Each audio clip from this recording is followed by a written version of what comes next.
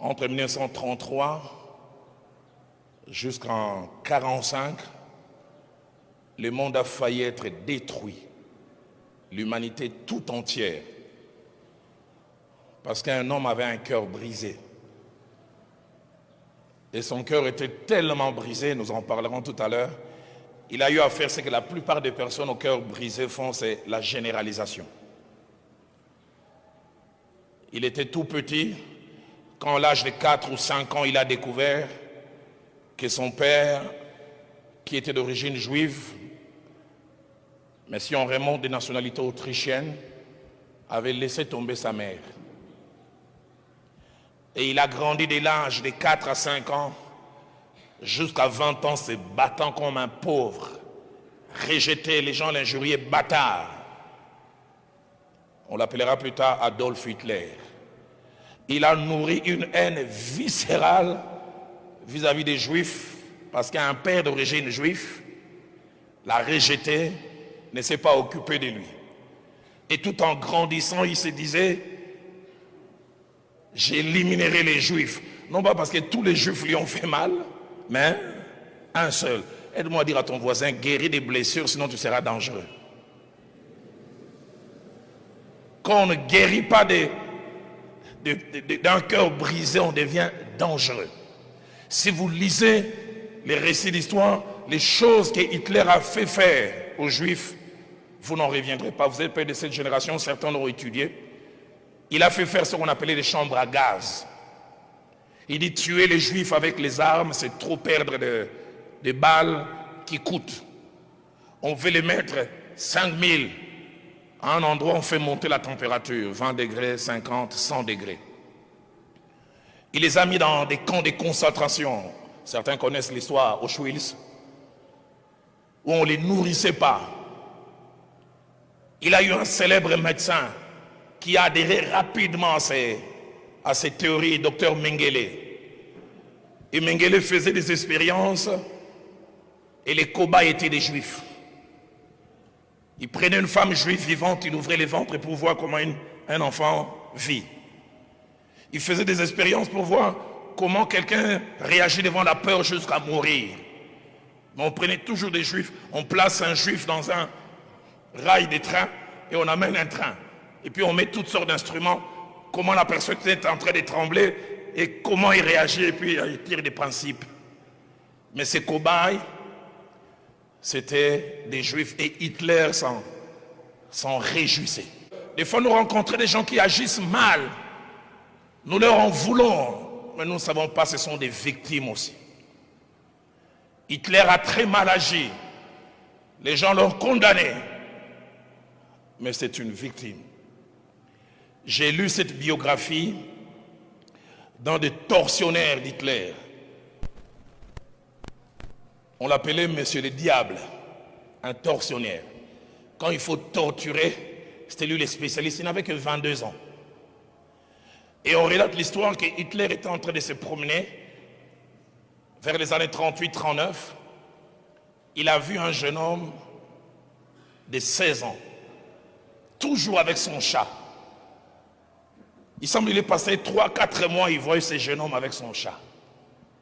Et il pose la question, on dit, ce jeune homme n'a jamais connu son père, il n'a jamais connu sa maman, son père. Sa maman l'a eu comme ça en allant avec plusieurs hommes, mais sa mère à l'âge de 3 ans l'a jeté.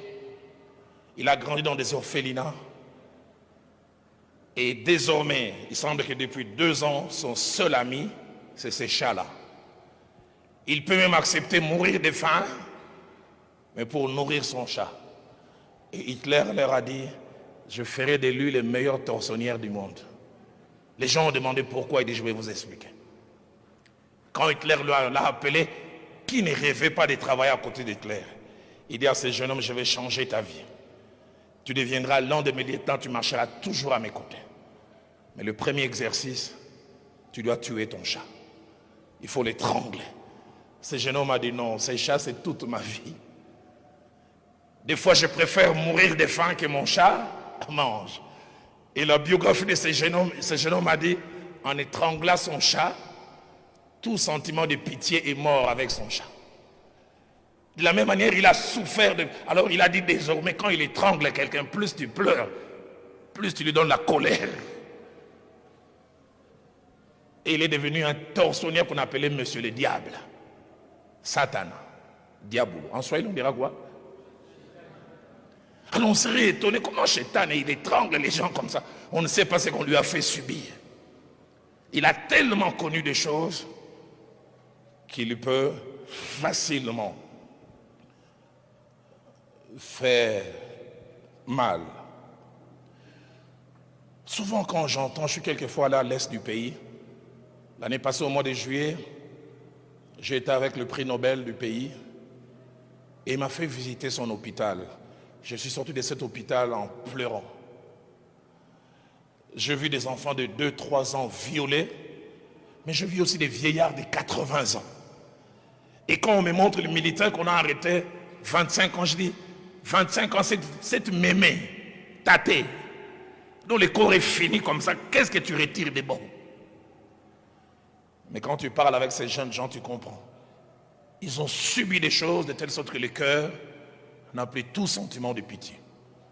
Vous savez, quand un cœur a été brisé, on devient insensible. Les frères de Joseph ont eu le cœur brisé parce que leur père ne les aimait pas suffisamment. Ils vantaient plus Joseph, il a donné à Joseph la tenue de plusieurs couleurs que eux-mêmes vont témoigner plus tard. Quand ils arrivent en Égypte, Joseph commence à leur faire souffrir. Ils disent, nous sommes en train de payer les fruits de nos péchés. L'un de leur rappelle, vous ne vous souvenez pas qu'on l'avait jeté dans la citerne, il criait miséricorde, personne d'entre nous n'avait regardé. Ils voyaient leur frère Joseph prier, laissez-moi recoufar. Uzui nabandoto. Tunique, on a ça étoile, insensibilité. Comment on peut devenir insensible? Pasteur Timothée, j'ai réfléchi, j'ai grandi dans une famille de 5 enfants. Mon frère Rémi, mon frère Dieudonné, mon frère Christophe le cadet, et puis ma grande sœur. On a eu nos petits problèmes, mais je ne peux pas vendre mon frère. Et puis je reviens à la maison comme si de rien n'était. Où est Rémi? Il s'est joué. On doit avoir un cœur froissé à un degré inimaginable. La médecine et même la psychanalyse aujourd'hui parlent de ce qu'on appelle des maladies psychosomatiques. Des maladies qui n'ont aucun lien avec un microbe, aucun lien avec une bactérie, aucun lien avec quelques virus. L'âme souffre. Au niveau des émotions, on souffre et c'est en train de maladie. Vous verrez un jeune homme de 20 ans qui fait de l'hypertension. Simplement, les problèmes viennent au niveau du cœur. Vous verrez cette jeune fille qui a connu tellement de déceptions, commence à avoir des maux d'estomac, cirrhose, des fois, ulcère d'estomac, problèmes physiques, mais origine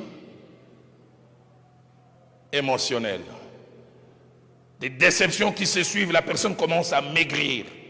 Dans 2 Samuel chapitre 13, verset 19, verset 20, chaque fois que je lis cette histoire, je dis, Seigneur, que de telles choses n'arrivent pas à mes filles. Elle s'appelait Tamar, une jeune fille qui rêvait de vivre une vie paisible, jusqu'à ce que son demi-frère Absalom, Amnon plus tard, commença à s'amouracher d'elle. Et c'est sûr, elle a su cela. Les jours où Amnon l'invite, il veut aller avec, il dit non, faisons les choses dans les règles de l'art. Demande à papa que je devienne ton épouse. Mais Amnon n'a pas voulu l'écouter. La Bible dit Amnon la violenta. Mais quand Amnon a fini, la Bible dit à la place de l'amour fou, parce que Amnon devenait presque malade, c'est l'adversion et les rejets. Faites sortir cette jeune fille. Un jour, j'ai géré un problème de couple. Les maris, ils avaient 3 ans de mariage. Il dit, pasteur, je commence à regretter ce mariage. Il dit, ma femme est tranchante. Quand elle parle, elle a tendance à abaisser. Qu'est-ce que je lui ai fait? Et plus tard, quand j'ai pris cette jeune femme, 3 jours de cure d'âme, j'ai découvert son passé. J'ai dit à cet homme, je comprends ta tristesse, mais tu devais plutôt faire montre de compréhension et de compassion vis-à-vis d'elle. C'est vrai, tu es sa victime, mais elle aussi, elle est victime. Tout ce que tu vois là, c'est les conséquences de ce qu'elle a vécu, qui l'a rendu comme ça. C'est pourquoi j'ai dit des fois nous venons à l'église, vous découvrez des gens, vous ne connaissez pas leur passé. C'est ce passé qui les conditionne dans leur façon d'agir.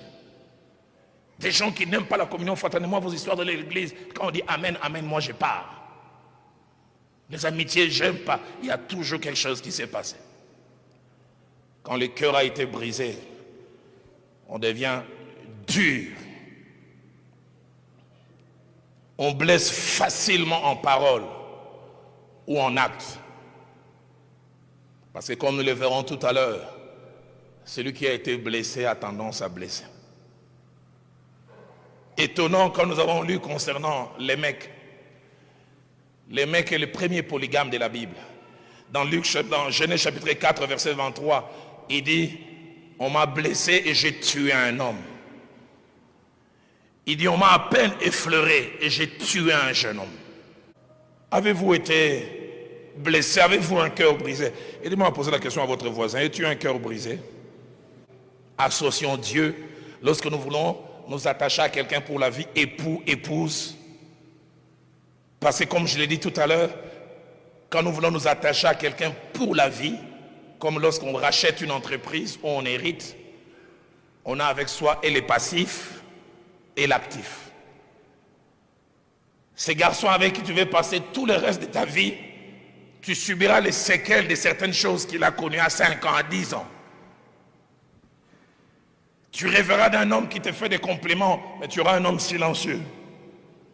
Parce que lui aussi n'a jamais reçu des compliments. Tu rêveras d'une femme qui agit juste avec douceur, manque de douceur. Elle est tellement dure qu'on l'appelle Margaret Thatcher. Mais ce côté Margaret Thatcher vient de quelque part. Ça ne vient pas comme les scientifiques disent ex nihilo, du vide. Aide-moi à dire à ton voisin, tu vas hériter et les passifs et l'actif.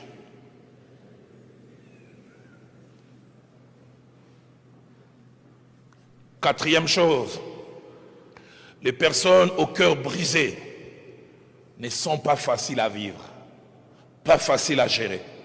En amitié, en amour, même dans le milieu du travail. J'ai vu même dans les ministères. Je me souviens d'un jeune homme difficile à vivre, mais plus tard j'ai appris. Ses parents ont divorcé, il avait 4 ans. Il a vécu entre les mains des marâtres qui l'ont fait souffrir. Et ça accompagne, même il est dans les ministères, mais on voit des séquelles. Que des gens nous recevront ici à l'église avec tous les poids de leur passé. Vous verrez certaines personnes qui veulent beaucoup s'affirmer. En général, on dit les gens qui ont un complexe d'infériorité ont tendance à créer un complexe de supériorité. Ils veulent se faire voir. Et des fois aussi, les gens qui sont blessés, ils ont une ambition qui naît de frustration.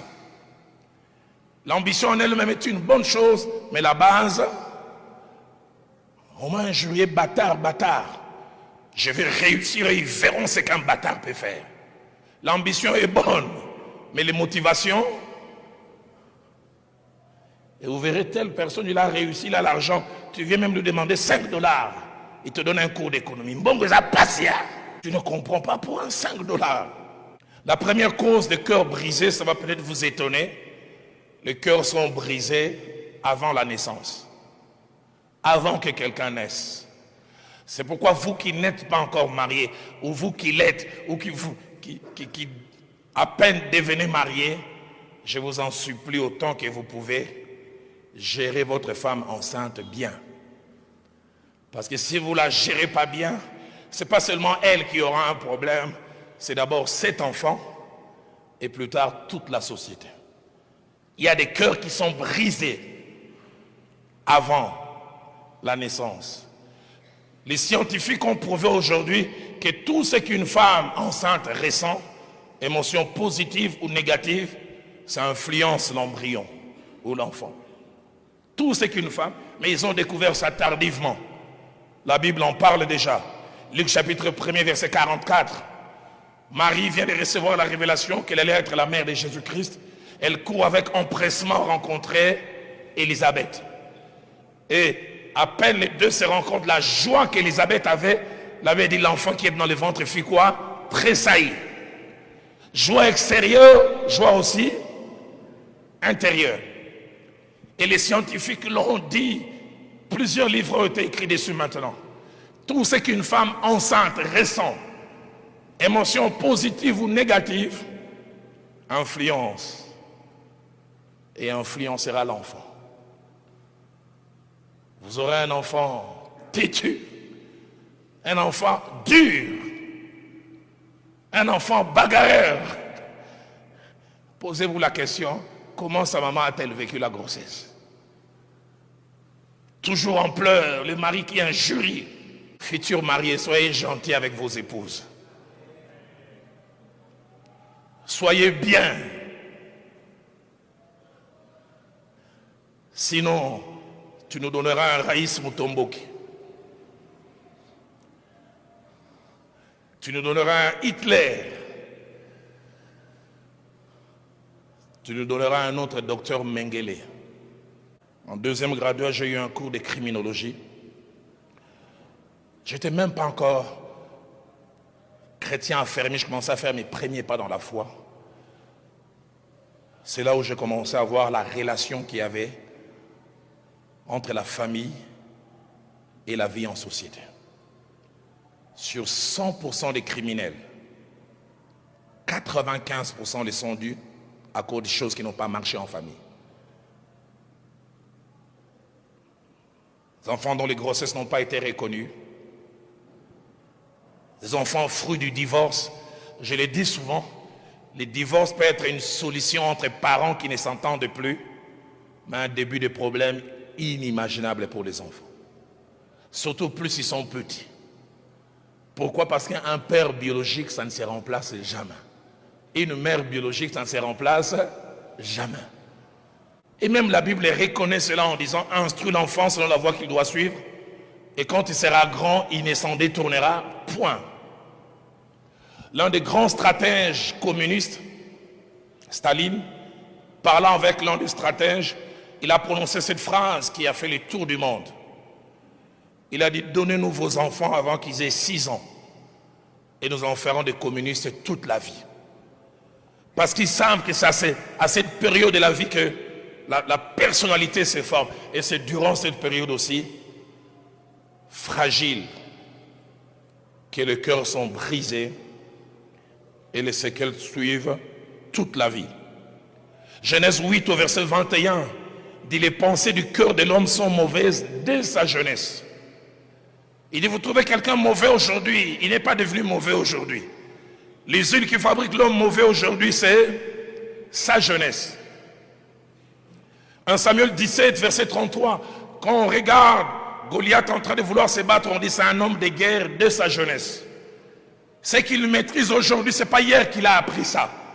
Ça remonte à une période où il était frêle. C'est à ce moment-là que ces choses ont commencé à prendre place dans sa vie. Psaume 89, plutôt 88, au verset 11. Le psalmiste dit « Je suis malheureux et moribond dès ma jeunesse. » Une autre version dit « Je suis de mauvaise humeur. Je suis déprimé, mais dès ma jeunesse. » Les choses que j'ai vécues très tôt, c'est ce qui ont fait que je sois ce que je suis.